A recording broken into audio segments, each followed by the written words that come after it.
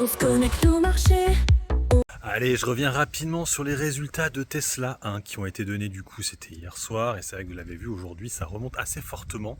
Alors pourtant, le chiffre d'affaires était plutôt en baisse, et surtout le compte de résultats, moins 71%, ce qui fait augmenter assez fortement le fameux PER, vous savez, qui a remonté à 78, ça veut dire que c'est une société qui coûte encore très cher actuellement, mais la spécu repart, donc ouais, comme je vous dis, on est à 7-8% de hausse aujourd'hui.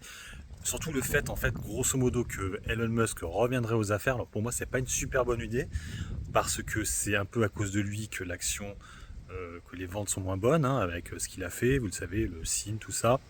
Et du coup, je vois pas trop comment il va pouvoir changer la donne, à part en partant. Mais sinon, c'est pas en... Alors effectivement, on l'entendra moins.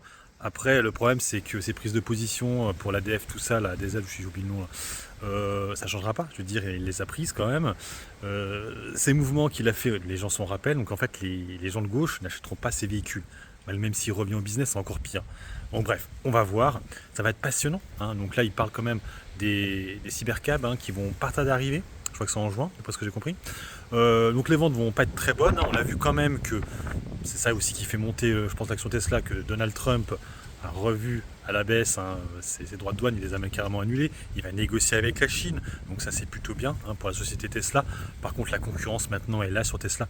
Moi, je pense franchement qu'il faut qu'ils se mettent maintenant dans les robots.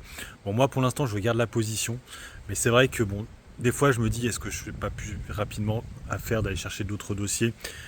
En fait, pour l'instant, j'ai 3 lignes. Tesla est redevenu ma deuxième plus grosse ligne parce qu'aujourd'hui Renk n'a pas fait grand chose, a même été assez en grosse baisse.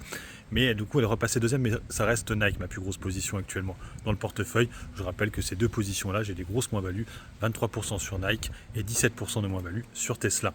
Voilà, donc on va voir dans les prochains jours, est-ce que ça repart à la hausse ou ça redescend de nouveau. Mais en tout cas, aujourd'hui, les résultats ont été achetés sur Tesla. Mettez en commentaire ce que vous pensez de Tesla. Je le sais déjà, je pense que vous allez me dire que c'est de la merde, mais bon, mettez en commentaire quand même. Allez, sur ce, je vous laisse. Bon investissement et puis bon trade. Ciao, ciao.